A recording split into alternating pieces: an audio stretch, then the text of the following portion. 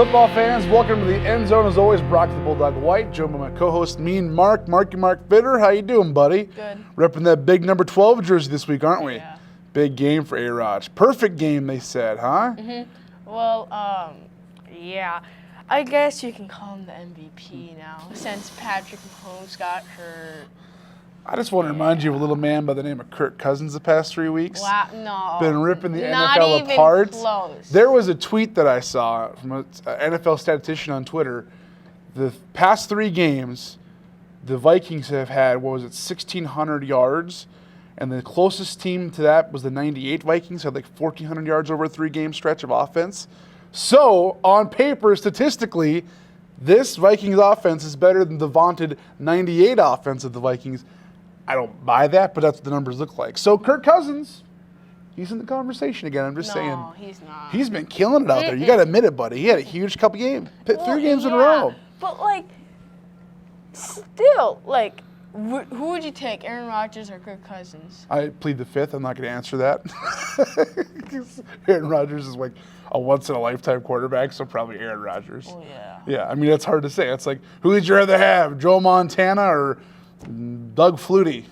I want Joe Montana every day of the week. But Doug Flutie was pretty good in his own right. That's before your time, though. You know who he is, though, right? Yeah. I just keep dating myself on here. Doug Flutie was little guy, Boston College. He had Flutie Flakes, played for the Bills and a bunch of other teams. And he was a little guy, but he could sling the ball a mile. He was like the pre-Drew Brees, before Drew Brees was even a thing back in the 90s. Yeah. Because back then, quarterbacks all had to be over 6 foot tall. And Doug Flutie was not over 6 foot tall. I digress, Mark. Let's talk football, buddy. Let's talk about Kansas City and Denver. And let's talk about Patrick Mahomes. I thought for sure at one point his season was over when he was laying on the field. Oh, it's the Madden curse. Yeah, the Madden cover curse. It gets him every time. It's gotten everybody over the years. But the Chiefs won 30-6. The game was kind of over before it even got started. The Broncos are awful. I don't know how John Elway still has a job as the head of football down there. But it looks like Mahomes might just miss a couple weeks, if that even. Yeah. He was practicing already today, they said. Well, I don't know. You don't rush him back, do you? No, he's gonna be good still, but like he won't be what he was before. Oh, come on, he's young. It was just dislocated kneecap. I think he'll be all right.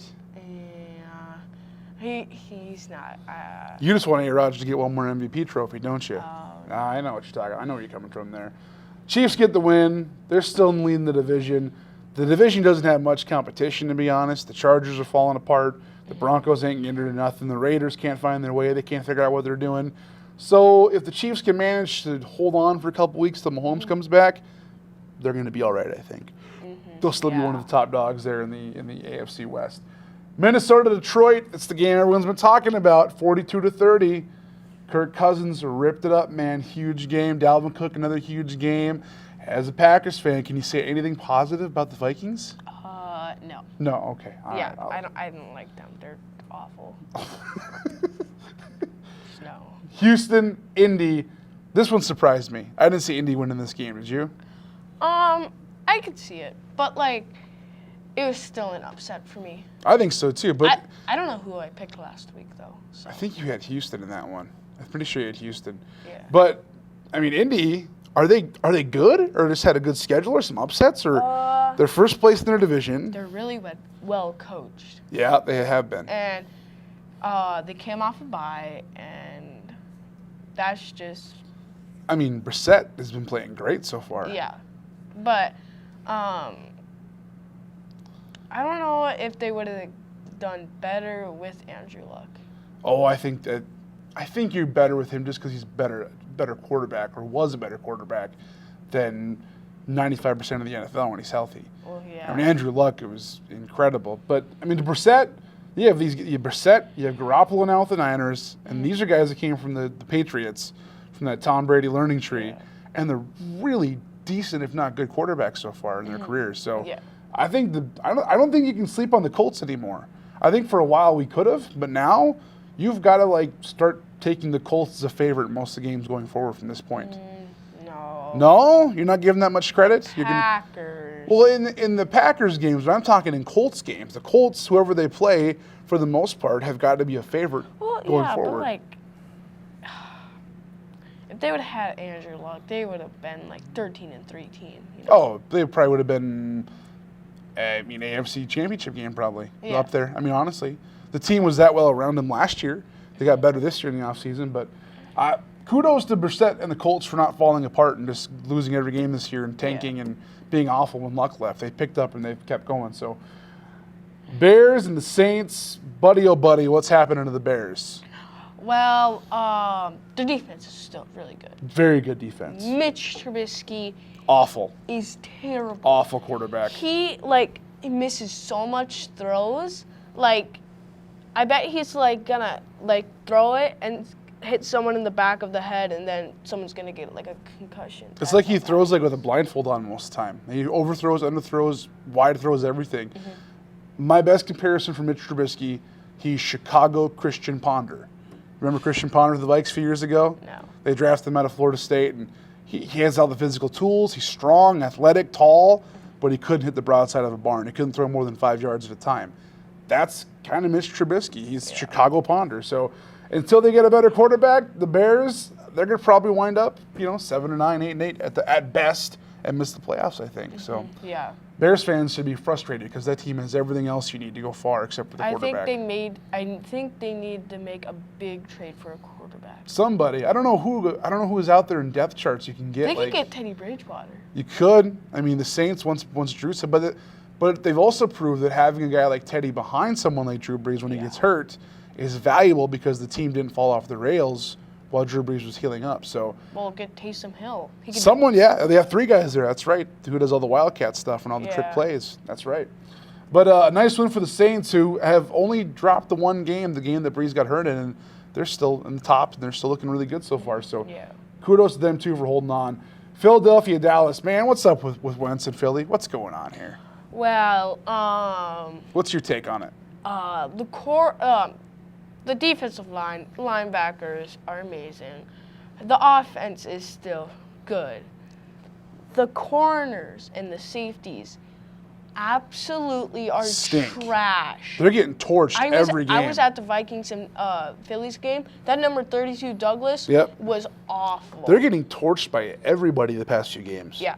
Like they don't have a secondary to speak of in Philadelphia. Mm-hmm. And the problem there is when your defense never gets off the field, the offense can't get a rhythm going, then you're in trouble. And it's not good for the Philly. I think they should have went all in for Ramsey or someone in those trades. They should have got someone like that there because they need big time help with the cornerbacks in the secondary. And you predicted they would go to the I Super Bowl. did. I thought they'd be good. I mean, because Wentz is back healthy, everything else is there that you need. The defense is great. They have our defensive line is good. They still have, I think, an awesome offensive line. But the play calling's kind of weird on offense. Wentz doesn't seem like he's comfortable all the time. And I just think that the offense can't get it going because they don't have time enough I in the don't know field. if Doug Peterson is going to get fired in the last 2 years or not because...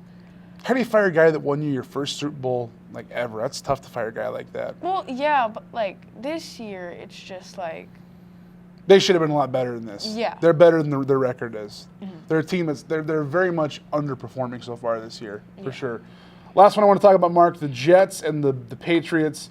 33-0. The Patriots skunked the Jets. Did you hear what Sam Darnold was saying on the field after the game or the end of the game? He said he was seeing ghosts out there because the Patriots defense was so all over the place. He couldn't get a read on things. He was so confused in that game. So Patriots, the rich got richer. They picked up Mohamed Sanu on Tuesday after that game, and their defense is playing as awesome as it is. I mean, chips all in on the Patriots right now. Well, everyone's healthy. How do you not prop them all the way up? I think a lot of people are going to be Patriots fan now because you got Nakamit, I can't say it, Nakamit Sanu.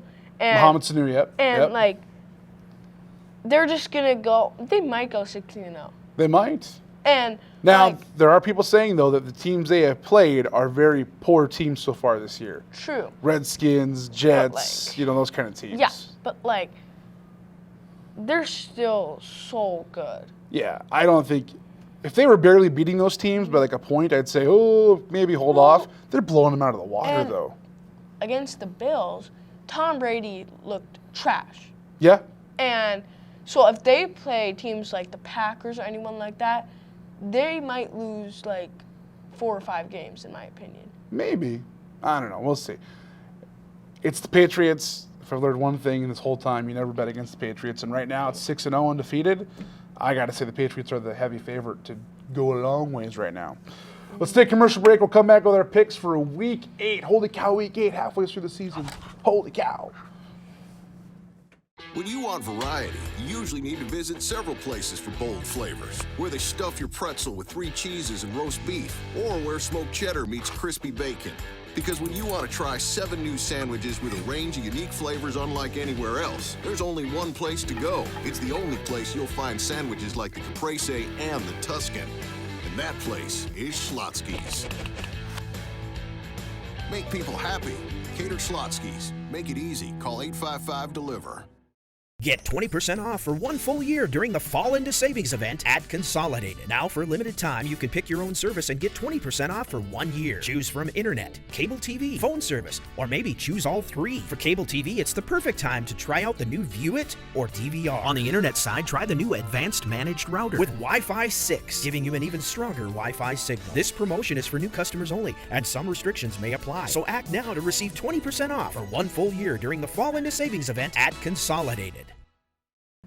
Football fans, welcome back to the End Zone, brought to you by Schlotzsky's up north, the hub on Highway 22. Man, do we love Schlotzsky sandwiches. Yeah. And folks, right here on the show during our picks every week, a chance to win a Schlotzsky sandwich with Mark's Lightning Lock of the Week. More to come on that. But right now, Mark, it's the Vikings hosting the Redskins Thursday Night Football. Our producer, director, editor, man of many trades, Ron Rhodes here, the man behind the scenes, Channel 18.